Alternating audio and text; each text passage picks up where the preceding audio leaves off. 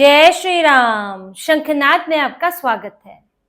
पश्चिम बंगाल में शुभेंदु सरकार की पहली कैबिनेट बैठक हो गई है और इस पहली बैठक में ही वो फैसला हुआ है जो ममता बनर्जी ने सालों से अटका कर रखा था, जिसके जरिए वो घुसपैठियों को संरक्षण दे रही थी। शुभेंदु अधिकारी ने घुसपैठियों को रोकने का इंतजाम कर दिया है। उन्होंने पहली कैबिनेट बैठक में ये फैसला लिया है कि आने वाले 45 दिनों के अंदर बीएसएफ को वो जमीनें दी जाएंगी जो उन्होंने मांगी है। 127 किलोमीटर की जमीन केंद्र सरकार ने बीएसएफ के लिए राज्य सरकार से मांगी थी, जिसके लिए पैसे भी दे दिए गए थे। भुगतान सारा हो चुका है।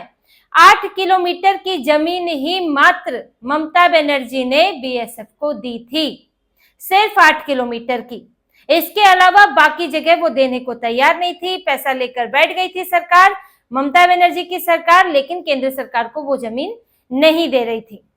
ये अटका पड़ा था सालों साल से। वहां पर बाड़बंदी नहीं थी, जिसके कारण घुसपैठिए बांग्लादेशी रोहिंग्या आराम से आना जाना उनका चल रहा था, क्योंकि बिना बाड़बंदी के आप कितनी भी वहां पर नजर रख ले, कितनी भी गश्त कर ले, लेकिन फिर भी ऐसे मौके मिल जाते हैं जिनमें आराम से घुसपैठ हो जाती है। तो अब वहां बाड़बंदी होने वाली है। 45 दिनों के अंदर ये जमीनें दी जाएंगी। क्यों रोका गया था? क्या इससे होने वाला है? अभी देखिए, जैसे ये फैसला लिया गया है, घुसपैठियों ने दौड़ लगा देनी है। अब जैसे ही वहां पर बीएसएफ एक्टिव होगी, घुसपैठिए भाग कर जाने वाले हैं, क्योंकि ये जो जमीनें दी जाएंगी, इन जमीनों पर आखिर क्यों नहीं ममता बनर्जी दे रही थी? क्योंकि यहाँ पर घुसपैठिए बसे हुए थे। खाली खेत खलिहान होते ममता बनर्जी तो दे देती, क्या समस्या थी उन्हें? वहां पर बस चुकी है घुसपैठियों की बस्तियां। आखिर इतने सालों साल से जो आ रहे हैं, 7-7, 8-8 से बच्चे किसी के कम मिलते नहीं हैं। अब ये बसेंगे कहाँ? तो फिर जो खाली पड़ी जमीनें हैं उन्हीं पर बस जाओ, एकदम बॉर्डर के नजदीक आ जाओ और वहां पर बस्तियां बसाते चलो। यही हो रहा था। अब उन्हें खाली कराया जाएगा, बुलडोजर चलने वाला है। इनमें से खुद तो ऐसे ही भाग जाएंगे। अभी कुछ दिनों में आपको रोना धोना भी सुनाई देगा। ये कुछ पहुंच जाएंगे वहां पर, या वहां से ऐसी रिपोर्ट्स आएंगी कि बेचारे गरीबों को हटाया जा रहा है, जमीन छीनी जा रही है, सरकार हटा रही है। ये सब चीजें भी सामने आ सकती हैं, क्योंकि वहां पर अब बाड़बंदी होगी तो जो भारत विरोधी लोग हैं वो तुरंत एक्टिव हो जाएंगे, क्योंकि कुछ है जो भारत को सुरक्षित करने वाला है। पर इनसे कोई फर्क पड़ेगा नहीं है। इन्होंने असम में भी करने की कोशिश की, लेकिन कुछ खास हुआ नहीं। अब यहाँ बंगाल में जब तय कर लिया गया है कि भेजा की जमीन दी जाएगी 45 दिनों में, और उसके बाद 6 महीने में वहां पर बाड़बंदी हो जाएगी, तो जो बचा हुआ स्ट्रेच था वो बचा हुआ अब पूरा हो जाएगा। और एक और जो फैसला गृह मंत्रालय ने पहले ही ले लिया था कि बीएसएफ जो है, बीएसएफ के पास बॉर्डर से अंदर 70 किलोमीटर का दायरा उसके पास होगा, उसके अंडर होगा। यानी कि बीएसएफ घुसपैठ को रोकने के लिए उस 70 किलोमीटर के दायरे में अपने अनुसार काम कर सकता है, केंद्रीय नियमों के अनुसार। ममता बनर्जी ने इस पर भी बड़ा गुस्सा जताया था।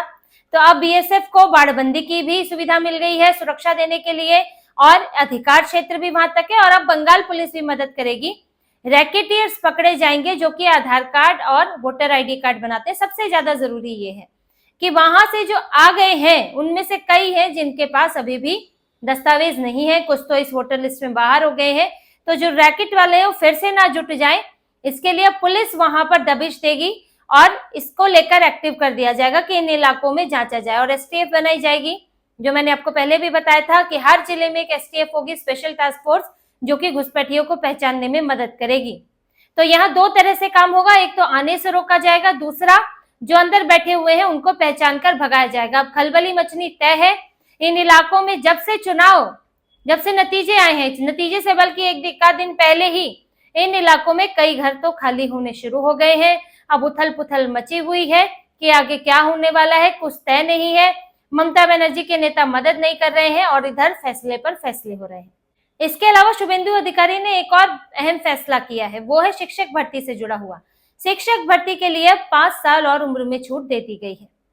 ये मांग लंबे समय से की जा रही थी, क्योंकि शिक्षक भर्ती घोटाले के बाद, जिसमें पार्थ चटर्जी शामिल थे, पकड़े गए हैं, शामिल थे या नहीं, लेकिन आरोप उनके ऊपर लगे हैं। और ममता बनर्जी के वो बेहद करीबी, उनकी ही साथी अर्पिता चटर्जी के घर से 50 करोड़ मिले। तो जब ये मामला सामने आया था उसके बाद भर्ती प्रक्रिया रुक गई थी और जिनकी भर्ती हुई थी वो रद्द कर दी गई थी। अब उन्हें दोबारा आवेदन करना था।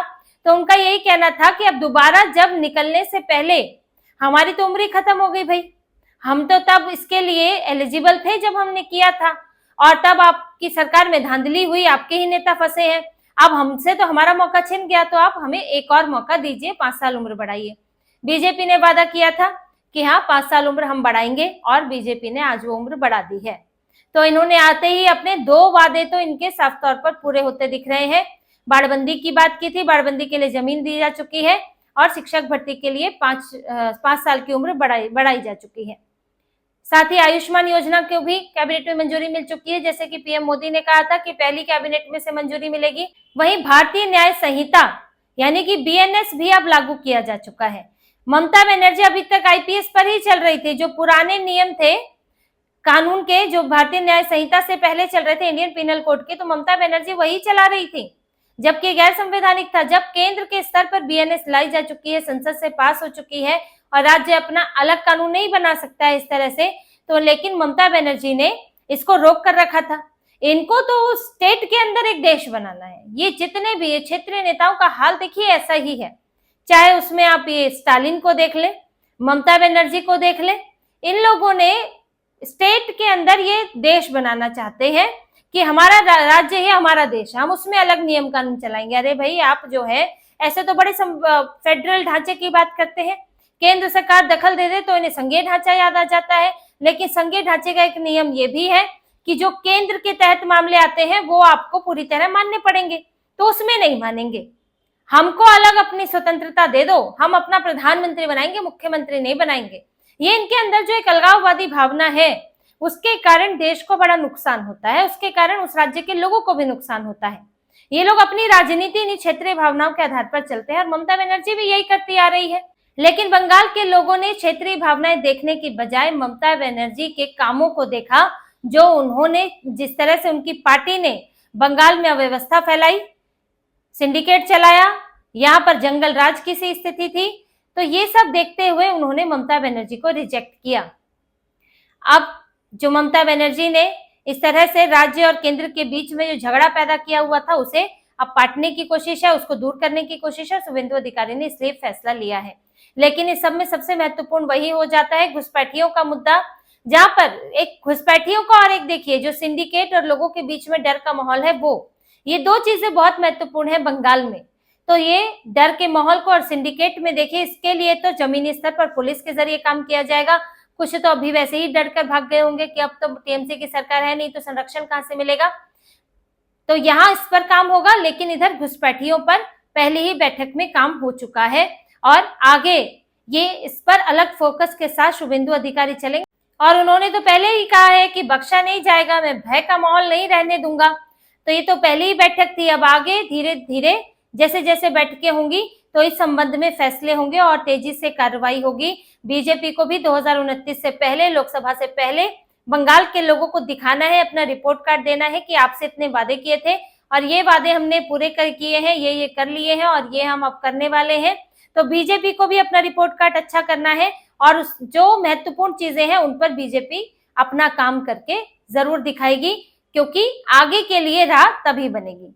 तो इसी तरह की और खबरें और विश्लेषण आपके लिए लाते रहेंगे। हमसे जुड़े रहिए, सब्सक्राइब कीजिए, कमेंट कीजिए। बहुत बहुत धन्यवाद।